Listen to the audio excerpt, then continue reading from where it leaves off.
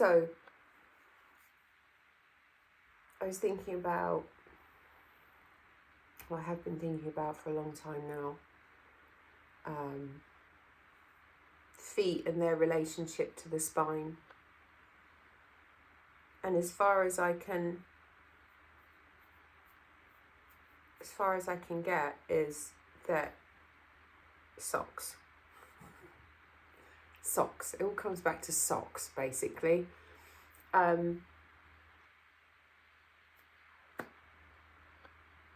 It's all Kate's fault. She asked me in the kitchen about arthritis and why. The question was, what happens in osteoarthritis that causes the joints to deform, and everything kind of gets very bent up, but it looks very tight. It's a very tight looking condition, obviously very painful. I'll never negate that, but what I've found with it is that it comes with that tightening in, that drawing in, comes with a folding in of the spine. So as the head comes forwards and the pelvis tucks under, we kind of roll in on ourselves, if you like, a bit like the prawn perhaps. Then the feet and the hands, which are in these long socks, encasing the arms and the legs and attached to the spine, start to draw the hands and the feet in. And this is why hands and feet are one of the first to be affected with the osteoarthritis. So because we're pulling in on ourselves. So how do we keep ourselves in this unfurled state is the question.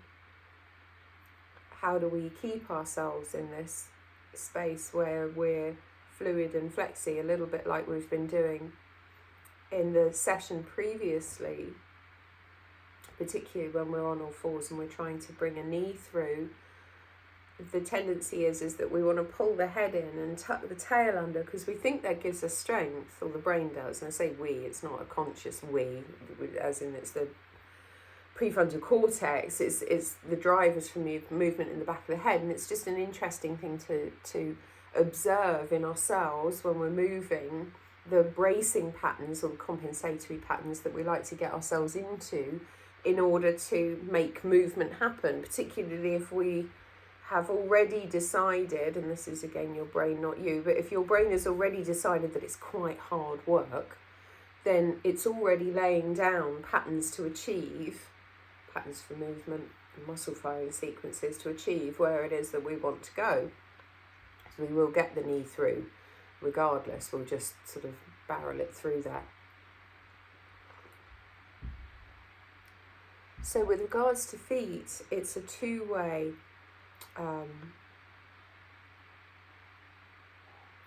there's a two-pronged approach really. We can start in the underside of the ribs and the low spine and the inner side of the pelvis and do our work there. And we can also do our work directly into the sole of the foot, which affects the whole structure. So any work that we do in the underside of the ribs and the pelvis and the low spine directly corresponds all the way down the legs into the feet. And also any work that you do on the feet will take you up through the inside of the leg all the way. We think of the legs as these nice pathways that will take us up to the deep waist. Then any work that we do with the foot will directly affect those joints and everything above that. So the work is important. I think from the way that most humans are at the moment, we're in a space of systematic collapse where the ribs are disappearing into the tummy and the pelvis is coming under, and this is what affects the hips and the knees and then the feet.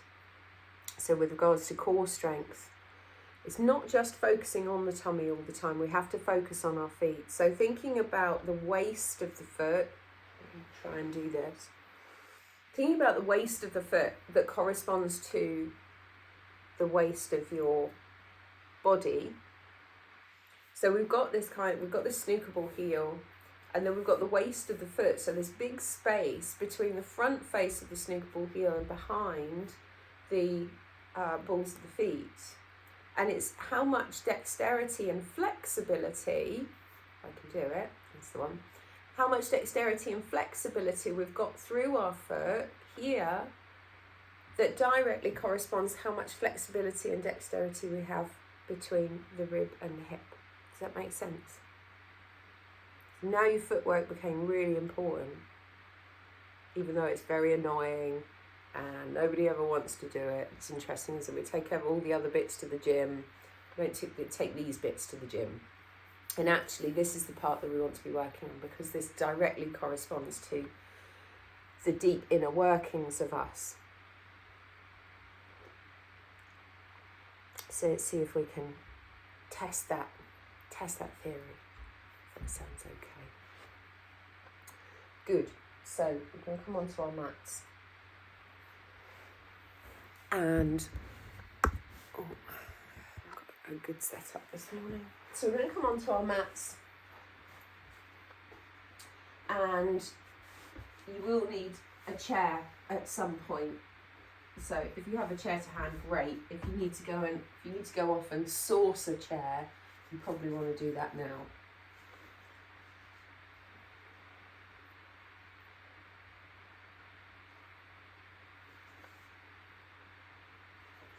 So, like I say, try and keep yourself as comfortable as you can at the other end of the body, but when it comes to feet, if we start to let the feet just connect with the ground,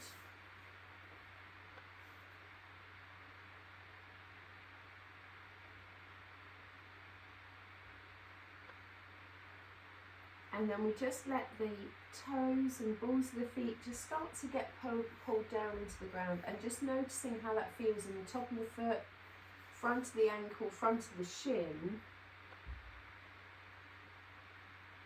We start to really get hold of this snooker ball heel. The more we think about the snooker ball heel and create that in our mind's eye, it helps us to connect with the deeper parts of the foot. It helps us to connect with the foot in general.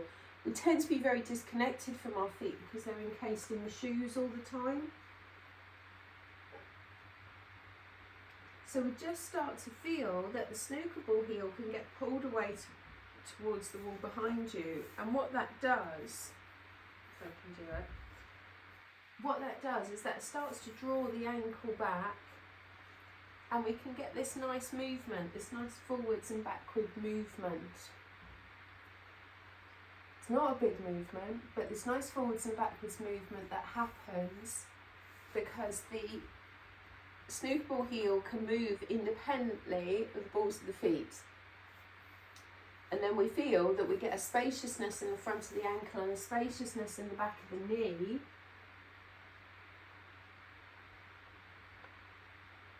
And now we've got shin bones and calf muscles that can slide and glide over each other well.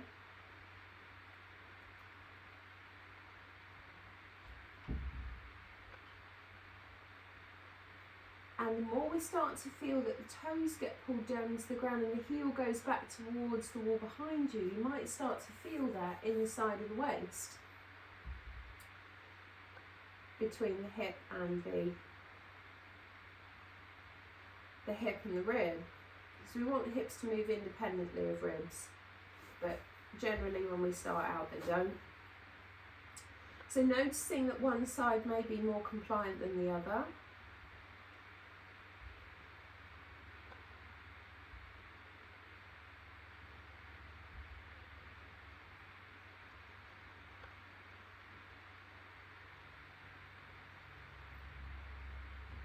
So what we can do here, we can have a couple of practices if you haven't done any of these movements today.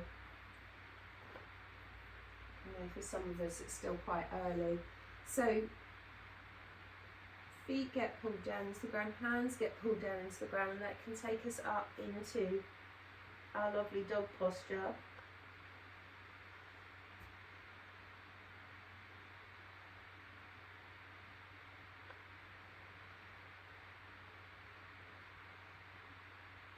So again, as the balls of the feet get pulled down into the ground, we're very interested in lengthening between the balls of the feet and the snooker ball heel. And there's different parts, so the outer side, long little finger side, takes you back into the outer side of the heel. Big toe joint through to the inner side of the heel. It gives you all different parts of the leg, particularly at the top of the legs, maybe in the calves for some of you. It depends where the slide and glide is a little bit restricted. So just playing with that. Come down when you need to and rest when you need to with the hands. But it's just this playing with different parts of the foot. If you roll the feet onto their outer edges, when we're up here, if you roll onto the outer edges ever so slightly, you'll feel the broad outside of the hips. You press with the big toe joint, take the inside of the heel back towards the wall behind you. That will give you the inside of the legs all the way through to pelvic floor.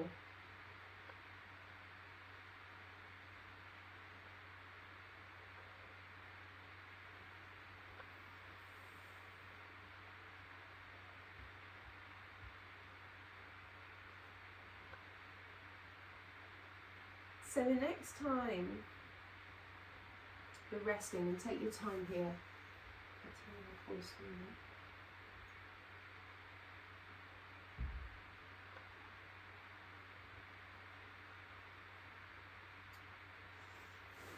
So it's a little bit, it's going to feel a bit funny, it's a little bit complex, but we're going to put the space between your big toe and your second toe at the back of your opposite heel.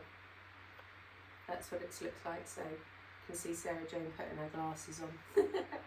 So we're going to slot the other foot at the back of the heel, and this is going to help us with our downward dog. So I've got my toes into the ground. I'm going to slot my big toe on the outer side of the heel and my second toe on the inner side of the heel. I'm just going to let the foot rest there. And the more I let it rest, of course now my foot is quite heavy on the ground, and we're going to do this again so you don't have to rush. If you want to watch me and then do some in a minute, or if you want to follow along, you can do that too. You find what's right for you. Everybody's learning style is different. So we've got 2 feet, 1 foot on top of each other, which is going to feel, as I say, a little bit weird. But we're going to let that foot on top bring the underside foot down into the ground, and it changes the way we come into our downward dog. Now we're not interested in all the other bits of downward dog. What we are interested in is this top foot drawing the heel away and down into the ground. It changes the way that we feel in the leg, and it helps us to feel more supported in our downward dog. Is that making sense? So have a try at it for yourself.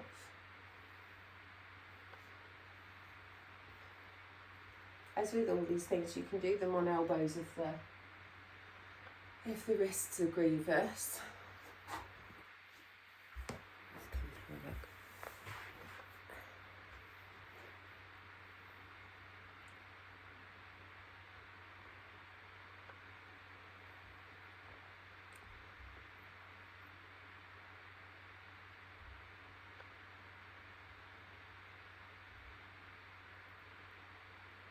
So it's the feeling that we've got those 2 pieces of separation, or 2 parts of separation in the foot.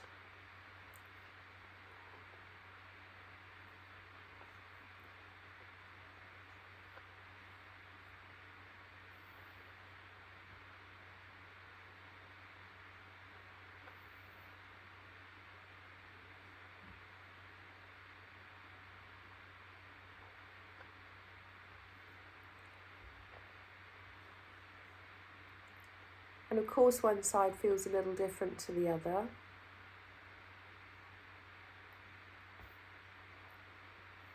You all right there, Tanya? You look like you and your foot are having a row.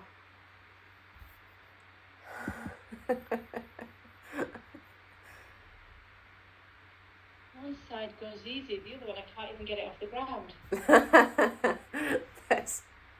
It's interesting, isn't it? Yeah. So if I've got right on the left is no problem, but the other way around, no. So this is where we really run into our dominant and non-dominant sides. So we've got one side that is used to doing and one side that is quite passive and is used to following along. So generally when we've got the dominant foot on top and the passive foot underneath, it's very easy because the passive leg is like, yeah, I just get dragged along for the ride anyway, it's no problem. So, but when we change the feet around and we've now got a foot on top that isn't used to being the driver, there's a bit of jiggery pokery that has to happen in the brain to allow, and it's really good practice because we don't want the dominant side to be too dominant. That's why they're called dominant and non-dominant sides as opposed to any other words that we could use, because we want to, if we go out of the spectrum into that hyperdominance, then one side of the body becomes progressively more passive. And we don't want that. We want a body that's in balance. We'll always have a dominant and non-dominant side, a side that will naturally take us in a direction of something, but we don't want it to become overbearing. Does that help? How did that feel that time, Tanya?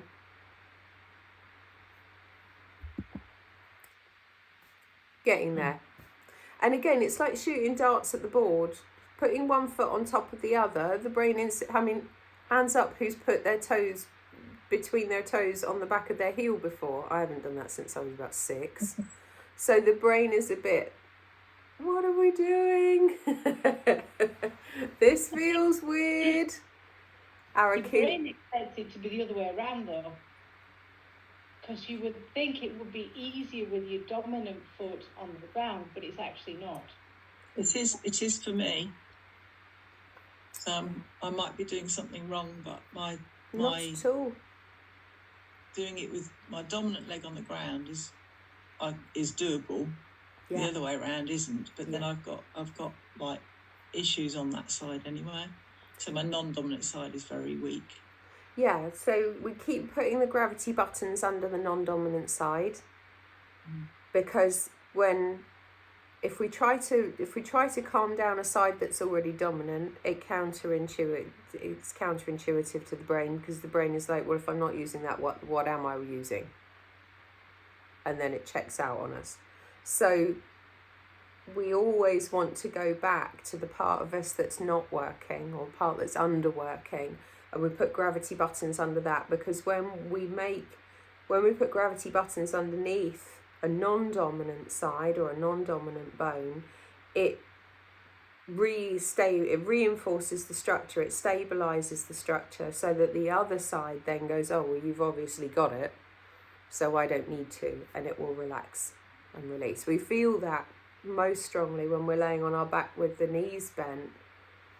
If you have one foot that's lighter on the ground on one side than the other, when you pull that light side down into the ground and you make it heavy, you can feel the change in the hip, because the hip's just got the memo that now we're not standing on one foot, we're standing on 2 feet, and it's more equal. So the pelvis shifts itself in response to that. The knees do as well, but we feel it more strongly.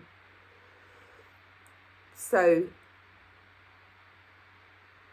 it's the next step with that movement. If we've got a side that isn't moving, we put gravity buttons underneath it, yes, but also we have to ask the dominant side what it's trying to do. So when the leg is underneath, the dominant leg is underneath, it's generally trying to push the floor away, as is our habit. So we all do it. It's trying to push the floor away. And it doesn't know anything else. So when the passive side is underneath, it's not going to have the strength, or the brain doesn't think it's got the strength to push the floor away, so the movement doesn't happen. When we've got the passive side underneath and the dominant side on top, and the dominant side is happy to pull or to push the leg underneath away, it's interesting to watch that happen, because even though the leg is moving, who is the prime driver between the two? And you'll find that the dominant one on top is doing all the work. But then, of course, when we have the passive one on top, the brain has already decided that it doesn't have the strength or the dexterity to command the leg underneath. Does that make sense? So it's starting to look at our body's patterning and what it's trying to get up to. For me, I'm a serial pusher away of all things. So hands down into the ground, I always want to lock out through the elbows. I'm hypermobile, as you can see. Always want to push away from the ground. So for me, having the non-dominant leg underneath, like Ronnie, that's an issue. The leg on top's just kind of there for decoration, as far as my brain's concerned.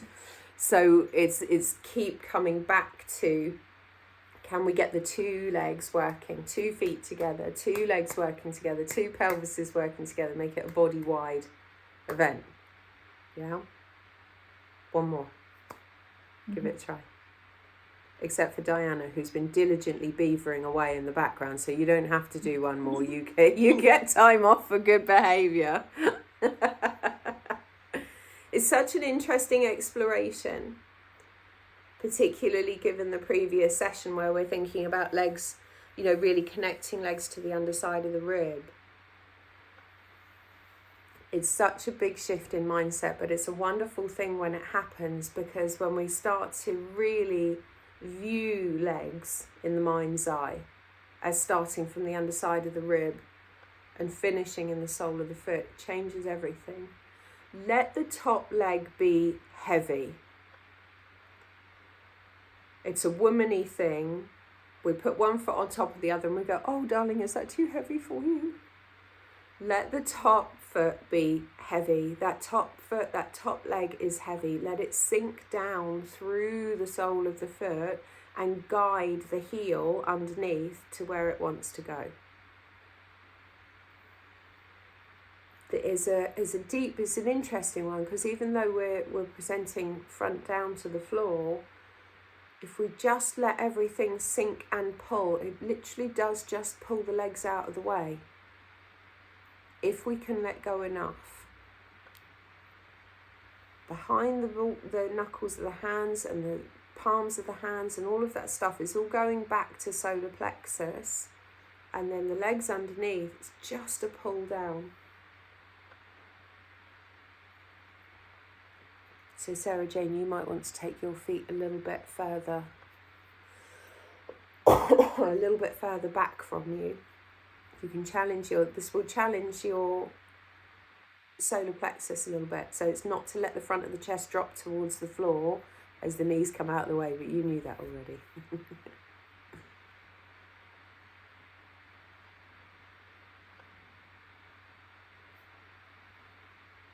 It is work. And it's Ronnie's fault because she asked about feet.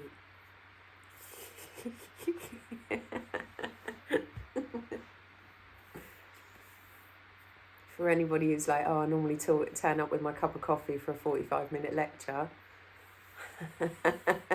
Today we're actually doing work. How are we doing?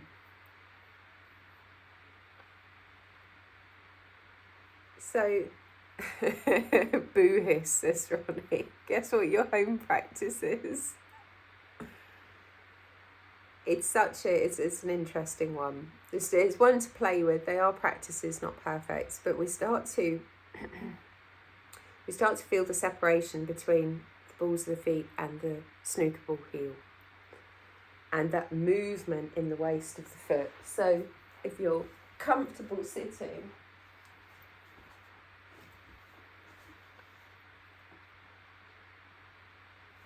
we just take one foot.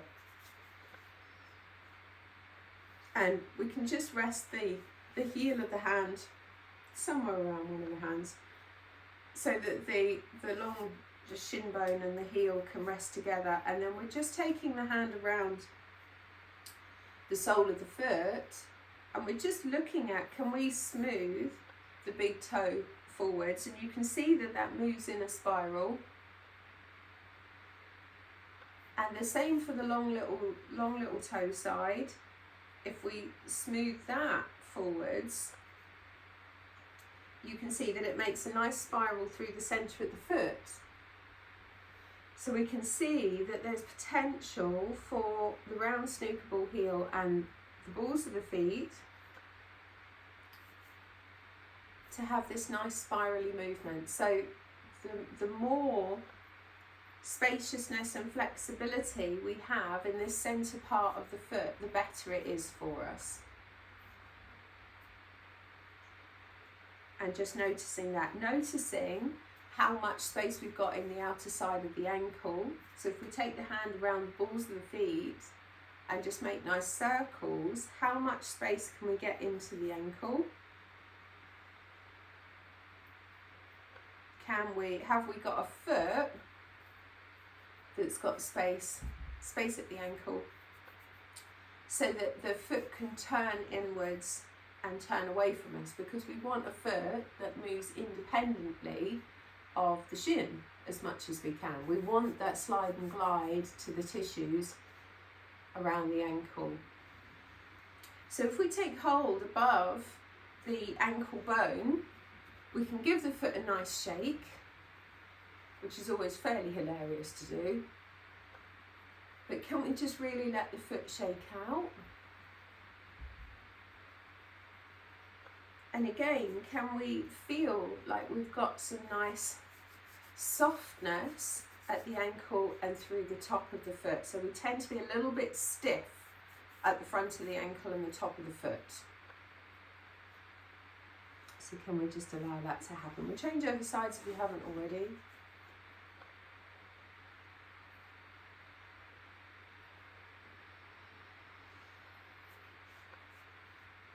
And again, we're just looking at that, drawing the feet.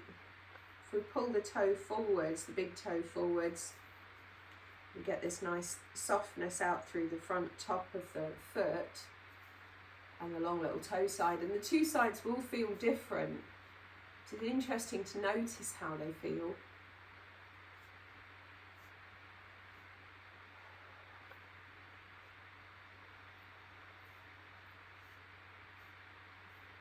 And then again, if it feels good, we can take hold above the ankle bone and just give the foot a nice shake.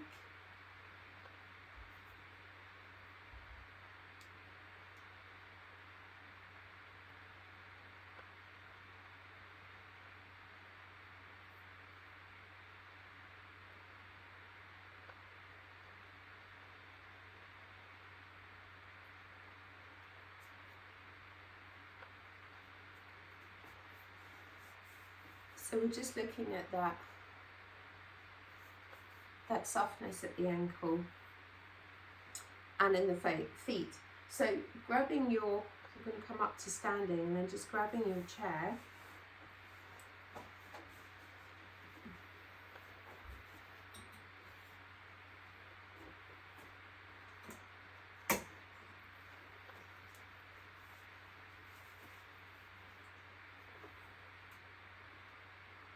So we have the hands on the back of the chair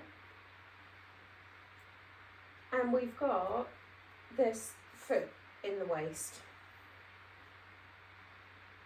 So as you roll down the outside of your foot towards the outer side of the heel, you'll feel that draws the waist long. You know, just rolling the feet onto the outer edges takes us into this side of the waist, side of the hip. I'll change my screen. Side of the waist, side of the hip. And if we find the inside of the heel and the big toe joint, that takes us up the inside of the leg, into the inside of the pelvis, into the inside of the waist. So now the feet have given us a map or a connection, a map and a connection, that if we take the feet down into the ground, pull the outer edges of the heels down into the ground, it will take the outer edges of the hips and the sit bones back. And if we press down into the inside of the heels and the inside of the big toe joints, that will lift you at the groins. So much hilarity around. My sister calls this, my sister and I were working on this a few years ago. We were talking about the close coupling of this is my family, isn't it? My mum sends me feet in the post, and my sister and I talk about the close couple of sit bones to the back of the leg. It's all just, dinner conversation, like bedtime stuff. So what we were talking about was how the pelvic shift and taking that back towards the wall behind you, and we came up with smoothing the foof. So it's as good as we got. Because the conversation we were having was around how do we talk about these pelvic regions in a way that's relatable, but doesn't all make us fall apart with embarrassment. But it is this very much, we've got the sit bones and the hips on the outside back, and then sort of the groins and this smoothing the foof. This is the part of us, this pubic bone area and just behind that we're looking to send back towards the wall behind us. We rely a lot on thigh muscles and the pelvis, but we don't look too much for those deep interior pelvic muscles. And these are big muscles. They are fit for purpose,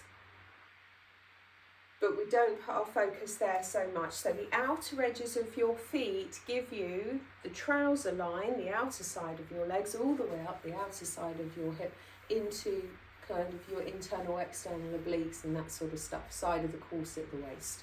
And the inside of your foot gives you the inside of the leg, inner thigh, and then pelvic floor, which of course we know is a back wall. It's not a sling underneath, so that's very much sort of the inner workings of the pelvis into that deep inside of the waist, which will take you up into the underside of the ribs. And what's really important here is that the deep arch of your foot that connects to the inner side of your calf and the inner side of your thigh takes you into the back side of the pelvis, so sort of the sacrum, that underside of the roof, and then up into psoas, which lays on the inside of the low spine. But what's blended into psoas is the feet of your diaphragm. And that's really important, because if your arches are dropping, then it means that everything from your diaphragm downwards is also dropping, and that's where we get this sort of, start to collapse through here, with the pelvis tucked under it. So it's sort of it's a graceful collapse rather than a not so great collapse. So when we start to lift the arches of the feet, which lifts the sit bones, because we're a little bit more on the back side of the heel. And like I say, for most of us, we're rolling inwards and frontwards. So we want to pull back and go backwards and outwards into the snooker ball heel, and then the big toe comes down. And this all starts to connect the leg through the inside of the hip up. There's no bones here. So your femur bone, your thigh bone, is on a diagonal, and it connects to the outer side of your hip. So these things are all tangible fascial connections. They're not bone driven. There's no bones on the inside front of your pelvis for a leg. But for a lot of us, when we move our leg, we think it is bolted onto the front. It's not, it's bolted onto the side, bone-wise. So fascia-wise, muscle-wise, we want to be connecting up through the centre here. This is what gives us core strength. So it starts with the feet. So we can go down the long little toe side and send the heel back towards the wall behind you. It will lengthen the side of the waist, pick up the sit bone and take that back towards the wall behind you. And you want to do that as far as you can, really. The back side of the snooker ball heel, this one right all the way back here, pulls down into the ground. It will keep, you feel the very bottom of your bottom, keep taking that back. The inside of the heel will take you up through the groins to the inside of the low spine. So when we pull that down into the ground, it feels like the tail lifts. And it might be challenging for hamstrings, but it feels like the tail lifts and the tail is drawn back. And then the deep arch of the foot keeps lengthening you right behind the tummy button. Lengthens out the low spine, and then the big toe joint will finish right up underneath the ribs in the xiphoid process. The balls of the feet are all sat on that pointy underside, on the underside of the pointy part of the front of your ribs. So as you roll through the foot from big toe joint to little toe joint, you might feel a bit of a lift into the underside of the ribs. And then of course we're back to square one with the long little toe side, which will lengthen the side of the waist away. So what we end up with, this is putting it all together, what we end up with is something that ends up looking like cat pose. Because you've got a footprint on the inside of your waist. So when you circumnavigate your foot, it will take you round and round the loopy footprint that is sat on the inside of your pelvis, the inside of your waist into the underside of your ribs. Does that make sense? We've got like big footprints. I'm going to have to get a t-shirt done one day with big footprints stuck on the waist bit. And you'll have one side that's compliant, of course you will, and goes, yeah, I get this. And then the other side will be like, no, what did she say again?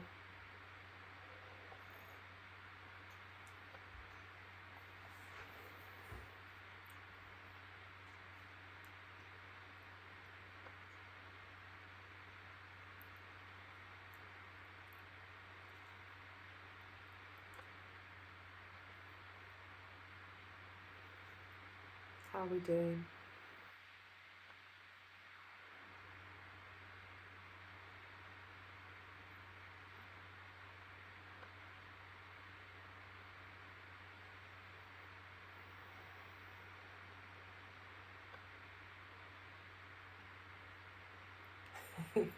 Giving you a workout, Ronnie.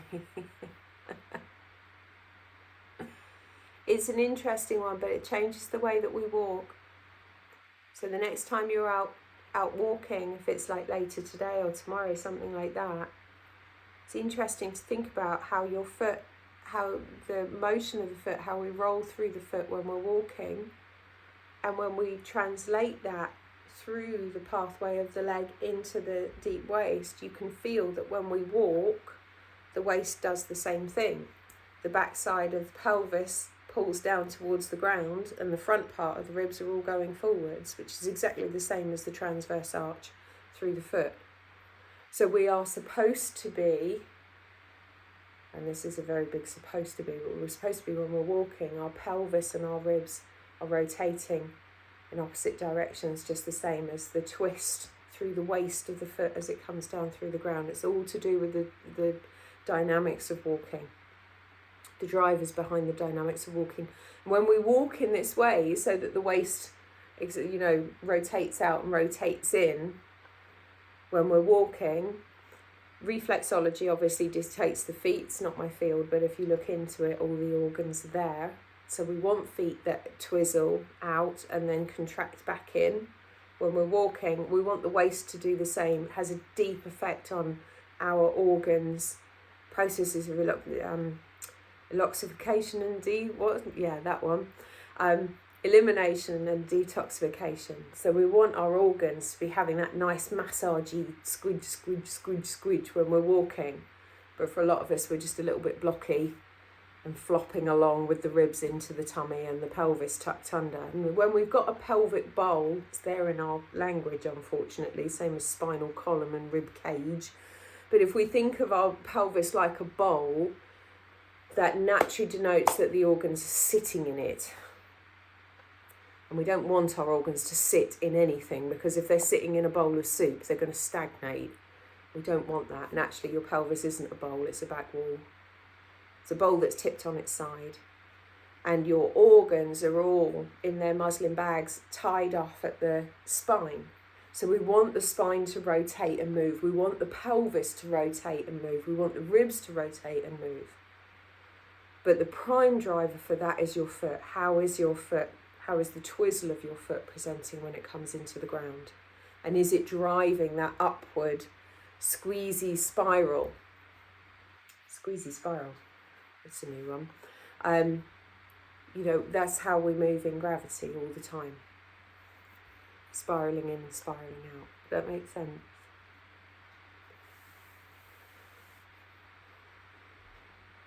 Yes. You said earlier that when you have, when your arches are dropping, yes, that means that everything is dropping. What about if you've got the opposite and your arches are too high? What does that mean? So it means that we stand a little bit too heavily on the outside. So a high instep and a flat foot are the same thing. So what we want is, so your foot in the dynamic of walking, we're supposed to, you know, in an eye, this is all ideal stuff. Because, you know, somebody said to me, well, you haven't got any arches. Because, you know, my feet, particularly on the right side, are happy to present very flat because the structures in there have all been severed. So, and actually having a foot that presents a little bit flat or a little bit high when we're not moving doesn't really matter.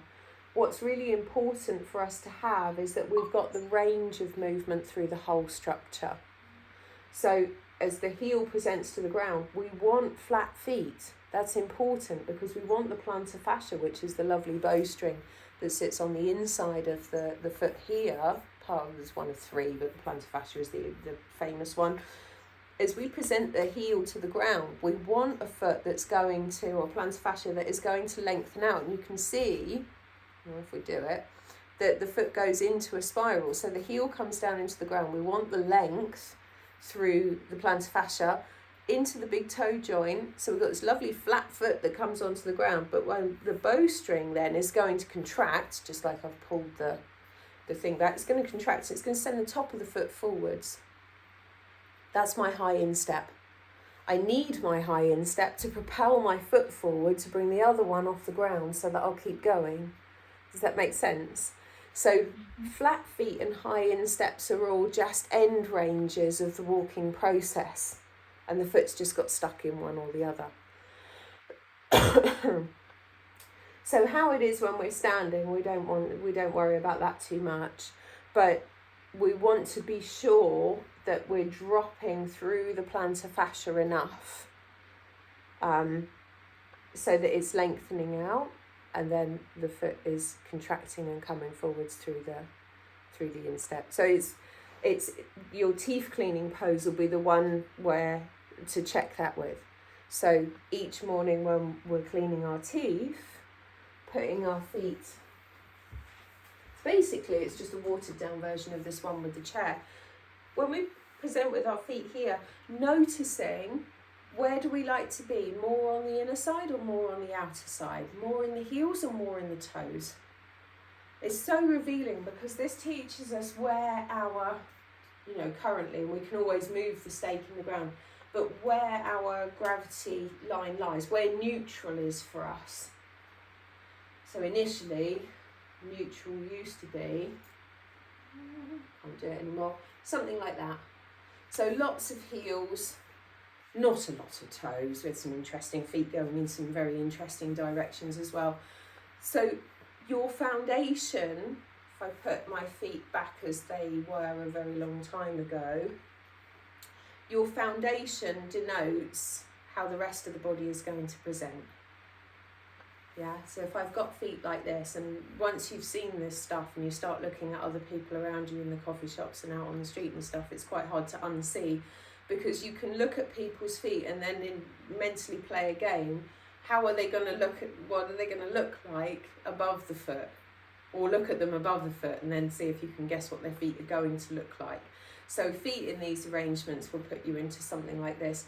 And we unwind that with our teeth cleaning pose each morning. So notice, hind steps don't happen by themselves because the bones have to be affected by tissue either pulling them up and out of their foundation, or we're in a state of collapse and the foot is disappearing into the floor. Does that help? So it's noticing where do we like to stand, and nothing is ever bad or wrong. It might not be useful if we stay like it. That's the question. Is it useful for me to stay like this? Or can I improve the situation by having equal weight pulling down through both sides, and then getting equal through the feet, playing with your inversion and your eversion. You want space at the ankle, it's so important. But we've got these, rows of bones all the way through the feet with spacing in between them. And what we tend to have is this sort of the rows of bones in the centre of the foot, so sort of your metatarsals and then your centre line and then your back line.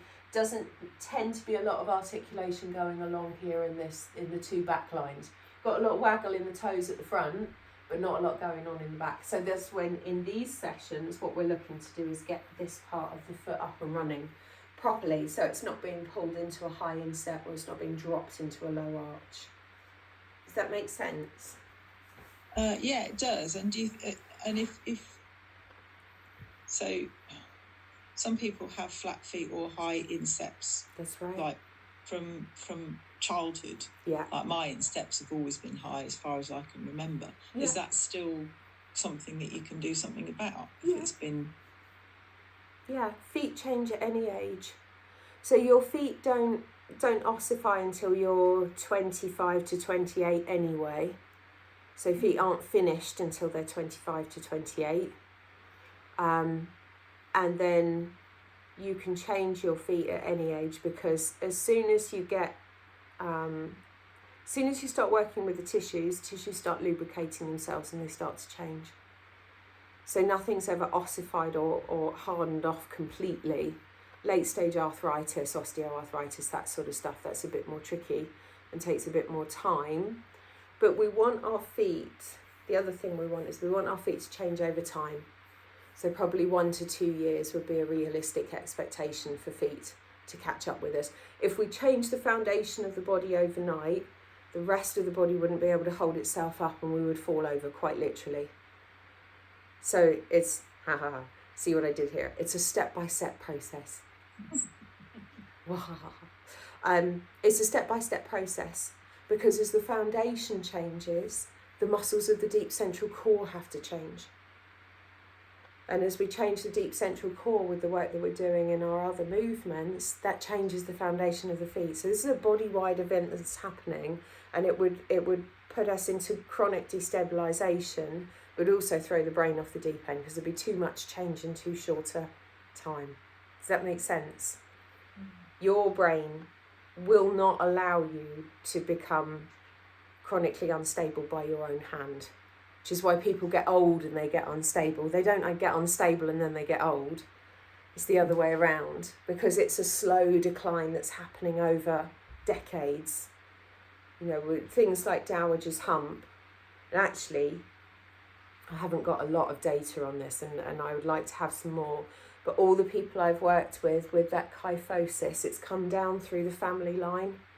So Nan had it, Mum's got it, and I see the daughter.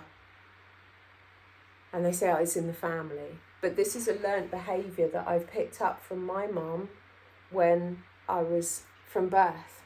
So actually, those sorts of postural issues have come in right from day one, and they've taken until, this is when I'm 40 or 50 and I'm already presenting with this, and that's what we see in those situations. But nobody woke up at 70 suddenly like that. It started way back in your 20s and 30s and came through as a process. So same with high insteps and flat feet. I think we're all born with our own unique feet.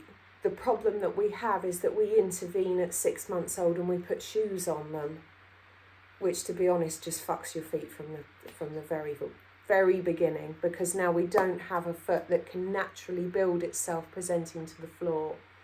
When I found out that feet don't finish changing shape until they're 25, I was really pleased, because my mum had been really diligent and put us to, who went to Clark's in the 80s. It was the shoe. For my kids. It was the shoe shop. If you were a good, I think that's probably the benchmark. She's probably going to watch this replay and have a good laugh. But I think that was the benchmark of being a good mum, was that you took your kids to Clark's. But diligently all the way through my childhood, I had these amazing shoes. Got to 15, no, wedges were in, and I ended up with monkey toes, because I'd been wearing these ridiculous shoes, utterly ridiculous. And I completely messed up my feet. And I thought that was it. And then I went to yoga at 20 and found out actually your feet don't ossify until you're 25. And I managed to repair my feet before. Didn't undo all the work and money that Mum had put into these beautiful shoes. But the problem is that, you know, we say, somebody told me as a kid that you've got flat feet. But we didn't do anything exercise-wise to change that with the feet. We just put the shoes on and carry on. They go, oh, well, you've got a high instep. I know, we'll put, what do they call them? Insoles, not orthotics. The other one, insoles. If your shoes didn't fit right, you just put insoles in them. So it kind of messes us up from a really early, you know, we've interfered with the foundation of the body from a really early age. And we're surrounded by people who are showing us poor posture. Not so much for our generation, but certainly, you know, I look at my daughter's generation. If she goes on to have children, you know, what's she teaching her children from the word go? Because we've all got screens now. We've changed our posture completely. But generally, when we've got a high instep or a flat arch, then we know the foot is in its growth stages, it's in its developmental stages. So actually that's the time when we should have been as kids, stood on the stairs, dropping the heels and lifting the heels and looking to strengthen those rather than putting them into quite, they're better now, but you know, back then it was quite a hard, rigid shoe. And it was very much Thunderbird walk. You know, I always remember the lady in the shop going, you'll have to break them in, because they were really, you know, stiff, hard shoe. And when we look at this beautiful, flexible, rolly, dexterous, intelligent interface at the end of our body, you know, Tom Myers isn't wrong, I don't think, in calling them coffins for feet. You know, he's quite brutal with that. He's got pictures of shoes on his wall that are in coffin shapes and have, you know, sorts of thing, because, you know, he says as soon as we put those on our children, it stunts our growth, because we've broken our connection to our environment, and now your brain isn't getting the messages that it needs to be able to stand up and move efficiently, because there's no rolly connection with the ground. You know, we've got this kind of plastic interface. Yeah. So working with your feet over time is a great thing. We do that. So that's your homework for today. Have a try when you're out walking, the outer edge of the snooker ball heel all the way through the transverse arch into the big toe, and see how that comes in through the back of the pelvis and through into the deep waist. And it's quite invigorating, I think is probably the right word, when we're rolling through the feet and we've got that movement to the ribs and the pelvis that tones all your central core system. You get washboard abs by doing that, but also it helps with all the organs and everything else. Does that help? Yes, thank you. Good. Thank you. Mm-hmm. You're very welcome. So yes, always happy to chat about feet. I'm at the wrong studio today. I haven't got Achilles with me.